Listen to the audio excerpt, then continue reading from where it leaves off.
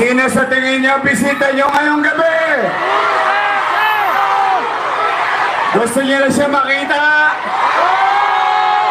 Ako masaya nang hindi makapagsalita.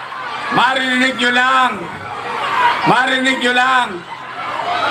Yung mensahe ni dating Pangulong Rodrigo Roa Duterte.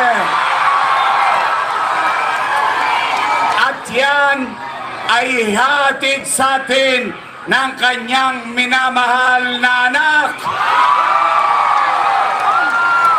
Mga taga, nihingal ako. Pasensya, sobrang excited ako para sa inyo kasi kahit na maliit itong lugar natin, pinasyalan tayo ng mabait nating Vice President Sara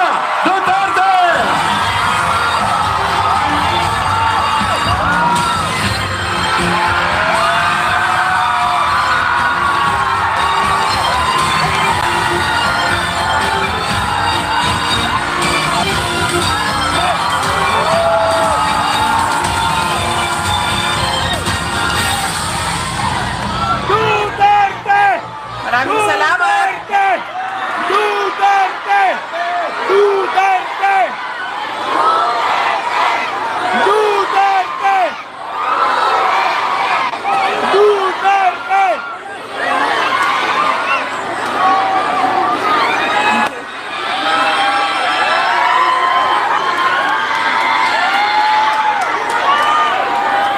Maraming salamat sa inyo. Lalaban tayo!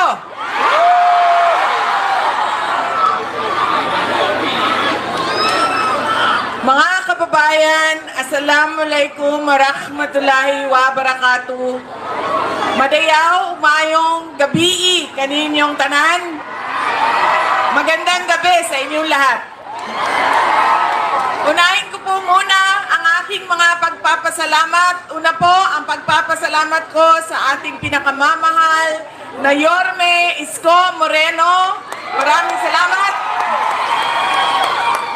Si Mayor po ang nagpahiram sa akin ng entablado, ng mikropono, ng ilaw, ng kuryente, ng sound system ngayong gabi na ito para makapagbigay ng mensahe para sa inyong lahat. Pangalawa, pagpapasalamat ko mula po sa akin para sa inyong lahat.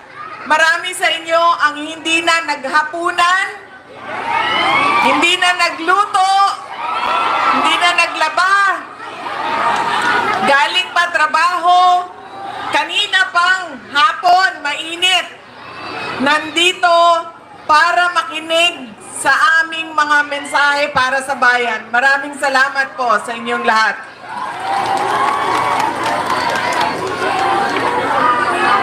Tol, yung balon. Nasa anong distrito na ako?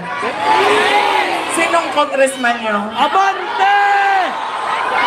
Kumita!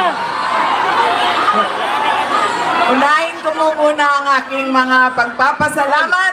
Tol, yung balon, tol, nakakaharang. Darating tayo dyan. Yung balon, nakakaharang. Itatabaw ng kamera mo. Hindi ko nga maintindihan, ikwento niyo sa akin, bakit naging congressman si Abante? Bakit?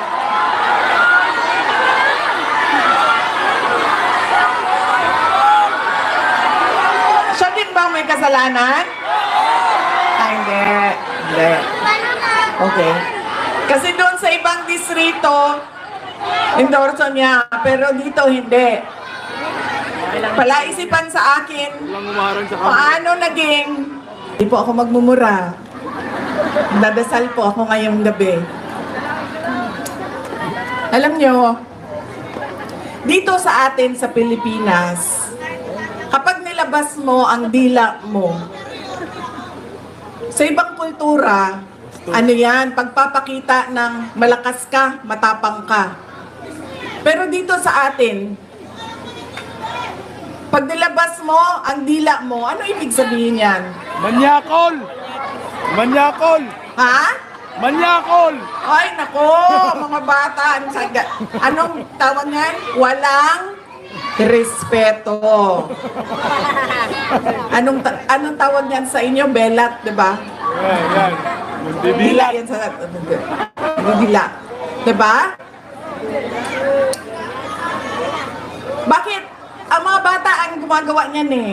Bakit ginagawa yan ng bata? Di ba yung pang-aasar?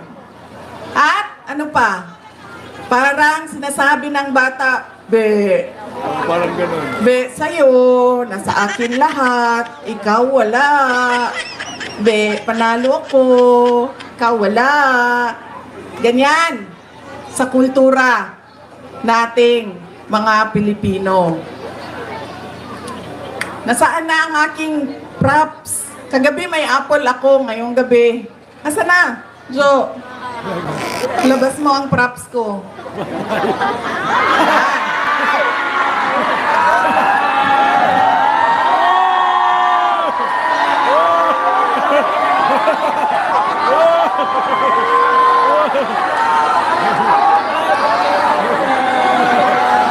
Ay, anong distrito tayo? Sinong congressman natin? Ama, nasa tamang distrito ako, Joey. District 6, Syudad ng Maynila, Congressman Joey Uy. Tama ko, no? Anong sinasabi niya sa inyo? Be! Naisahan ko kayo. Ako meron. Kayo wala. Ay, ano nga ba distrito ito? Sino nga ba congressman natin? Anong tawag sa ganitong tao, mga anak? Walang? Oh. Klaro yan ha? At kanino siya walang respeto? Sa mga tao. Sa inyo. Durog siya. Sa inyo siya walang respeto. Hindi. Mga kababayan,